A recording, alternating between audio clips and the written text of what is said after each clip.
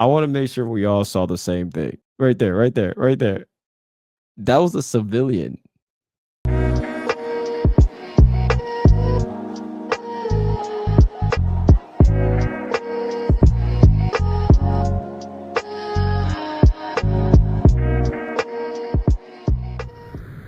So some of these games that are coming up, can be very, very dangerous on how real it looks. So you guys check it out and you can be the judge. I mean, to be fair, this looks like a cartoon. Let's see what it sounds like. Yeah, that one looks like a cartoon. That one looks like a cartoon. I don't think everything to worry about in that one. The realism is just it's just not there. All right, let's see. Let's check out this one.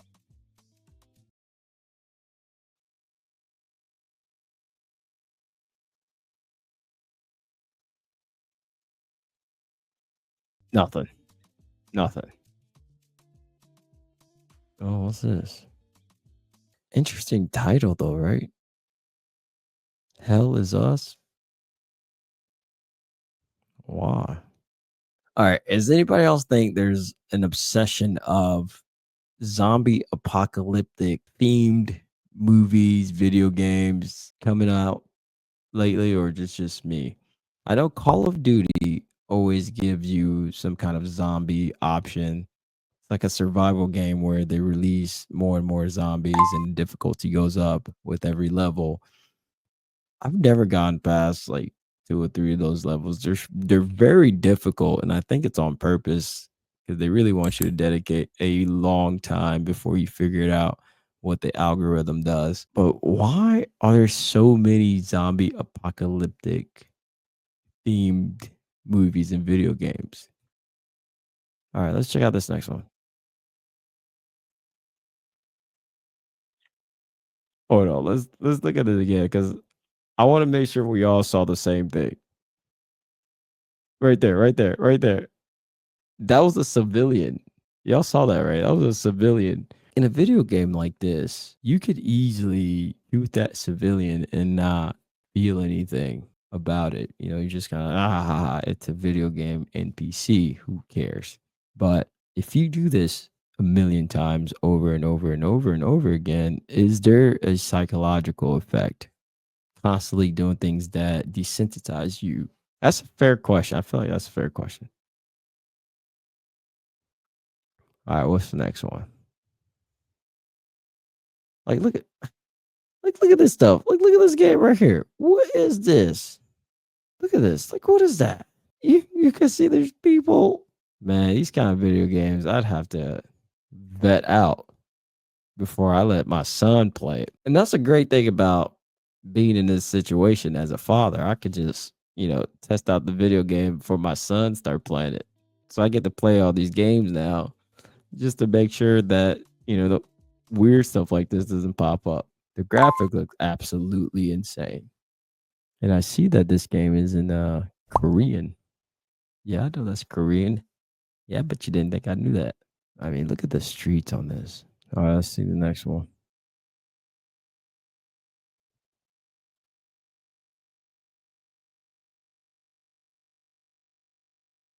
Yeah, it seems cartoony. Seems cartoony. So there's a lot of games that kind of have that cartoonish feel. This is an underwater game. I'm actually kind of hey, I'm smacking his mic. I'm actually kind of intrigued by this game. It's all underwater.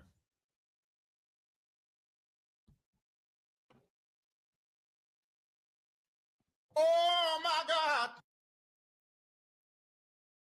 Y'all saw that?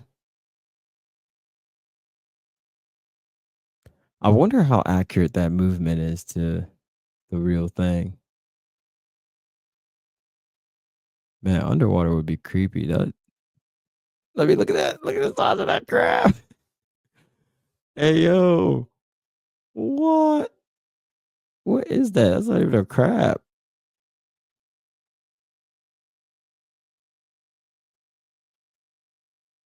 Yeah. I wanna test out this game. I wanna know what's going on. Wow, look at this. Still cartoony, but wow, John Wick game, huh?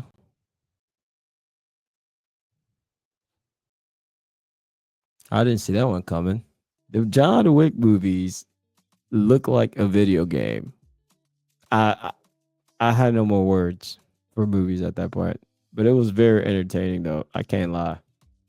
Ooh, now this right here. I got a theory on this. I have a theory on this. Which way is it on the screen? I got a theory on this. Peep this. Let me get the music back on so y'all. I think what you're looking at right now on your screen is not just a video game. There's been a lot of movies with these kind of drones kind of policing things. And recently I saw a police dog patrolling Mar-a-Lago down in West Palm Beach. An AI robot police dog doing patrol perimeter. That's intro level. This drone police looks realistic. And if you've been watching any YouTube of the wars that's happening around the world, drones are part of the war. They are a tool. I mean, you get to save on a lot of boots on the ground by substituting with a $200 drone. This is the future. You're looking at the future police. You called 911 probably with an app. That's not my theory. I'm sure it's probably been out there, but there's going to be an app. You just go 911 and a drone shows up and it can answer all your questions right then and there and also solve the problem. That's crazy, but I want to dive into this on an episode. So I'm gonna do an episode where we talk about drones. But I definitely got a theory about this. I got a theory. I got a theory. Oh my God. Yeah, this game's got some realistic factors. It does, but it's still very cartoonish. I mean, look at this, the type of action, not very intriguing at all.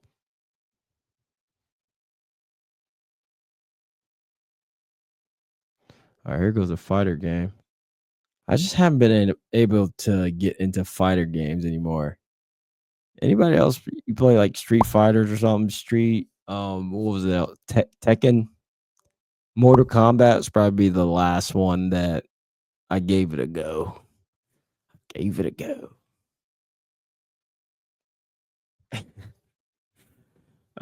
Yeah, that was the last one. I was like, after that, I was like, yo, we're done. We're done with fighter games. I just kind of bores me now. I want an adventure. Oh, this is a first person shooter game. That looks realistic. Guys, that does not look realistic. That looked very realistic. I mean, look at the glass shattering and the way you're looking at the gun with his hand jerking back. Pause.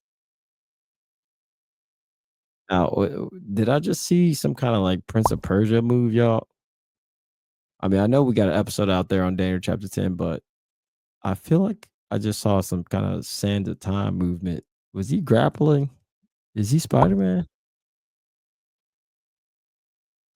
You can see how these feel like adult games, but they're gonna be played by kids. You know, the sad part about video games, I wanna go on a quick little tangent. The sad part about video games, as of late specifically, is that most titles are negative. Most games now have to go dark, negative, violent in order to attract, gamers. In order to enter the market, you have to bring something that is with the times. Games aren't to make you happy anymore. They're to make you addicted to playing. Back in my day, I feel old enough to use that term. In your 30s, you have a back in your day. We played Mario Kart, Donkey Kong, Street Fighter. Those things, some of them kind of violent. Mortal Kombat is pretty violent. But there were other options of games that made you happy.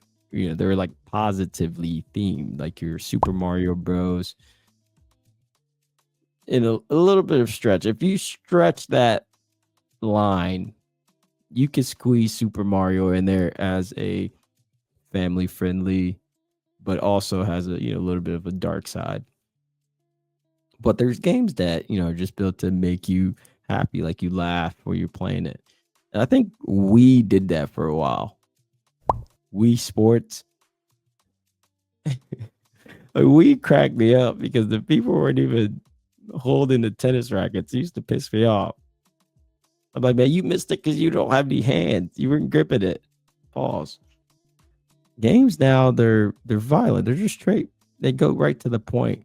I'm gonna create a video where I find games that I call the most Christian biblical friendly video games to play that will not ruin you mentally in the long run. All right, ran over. Oh, what it was showing. Okay, okay. That's my fault. That's my fault, chat. Let's see. This one might be more fun. This one's called Abyss. What? Okay. This one looks more.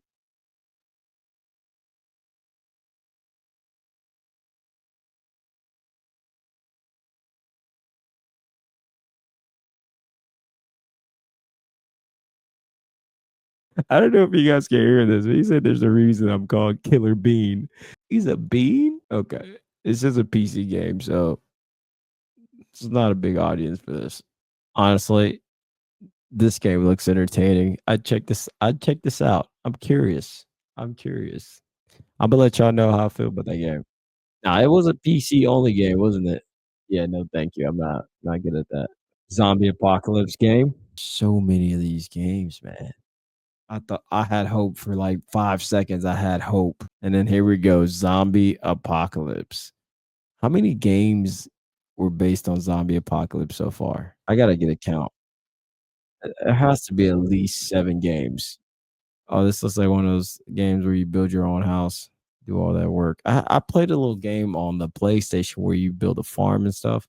It was fun, I'm not gonna lie. But sheesh, there's a lot of work. I mean, I just want to take a wild guess what this is. Wild guess. I'm just gonna throw something there. It might stick, it might not. Zombie apocalypse. It's a zombie apocalypse movie. Oh, look at that game. That's a lot of zombie apocalypse. All right, here we go. I don't know what those games really, do. I don't think there's really a lot of studies that look at games and what they do to our mental psyche and stuff. Yeah, I know they blame video games for a lot of the evil and sin that go on in the world, using all those tools, those violent tools. But there's not a pure study that tells us video games will equate to this. But I know biblically for us is one important to spend more time in the word than any video game out there anyway, unless it's part of your ministry. I know video game ministries, big shout out to one of my good friends, Jared Stewart, who is video game pastors over at Video Game Ministries. Go check those guys out. And that's part of his ministry. He goes on, Roblox or Fortnite and creates these challenges that are biblical based and creates this kind of adventure within the game using the word. So you can play video games and actually share the word with people in the out there. There's room for you. There's space. There's not enough Christians out there right now. Go do it. Get going. And then get a YouTube channel and talk about it. all types of content. We need more. We need more. So I think ultimately the video game you choose, or whatever you want to use as a form of entertainment, because that's what it is underneath all the layers of excuses we can name for it. But it's just entertainment. It's something to do so you can forget about the real world for an hour or two. Is it something that we should do consistently as form of entertainment? Like, spend 6-7 hours a day doing it? That part I'm gonna disagree. But there are people out there that do put that work in, or if if you have one of those gamer channels and this is what you do for a living, absolutely cool. And if you're a Christian doing it, then you probably include some scripture in your work. But if you're just doing it for pure entertainment, then it becomes a little bit dangerous because they're very addicting. I mean, you play Call of Duty, you end up playing it for 2 or 3 hours, like, whoa, wait a minute, where did the time go? And I don't think it's something that we can stop doing, using some forms of entertainment. Let's get the music back on here. So, because we always need some form of entertainment to meet people where they are at. As Christians, if we don't participate in things like, going to the bowling alley, going to watch a movie in the theaters, then we lose opportunities to meet people where they are at. Like having, this YouTube channel, or having a TikTok channel where you review fun videos, or you make fun videos with balloons and all types of stuff, right? As long as you incorporate and you identify who you are in the Lord, then it's fair to be in those areas. I don't think there's a problem with that. All right. I think we covered a lot of ground when it comes to the latest video game. So as you're deciphering, making those decisions, just make sure to, pray about it. Let the Lord be part of your decision making on which kind of video game you want to, set an adventure in, and make sure it doesn't become an idol for you, something that you do way too much of. All right, that could be anything. So, guys, check out the channel if you missed any of our Friday live Bible studies, 9:30, right here on the channel every time. And also, if you have any questions, you can always reach us out at edifymusic.com, where you can find free Christian music that is in almost every genre you can think of. And trust me, it's not no old 1993 sounding music either. It's Christian rap, it's Christian drill, it's pop, it's melodic, it's all of that. And there's a song called All That. Go find that. edifymusic.com. Thank you for checking out Locked In Christian. It's your boy Frenchie Riff. I'll see you guys on the next one.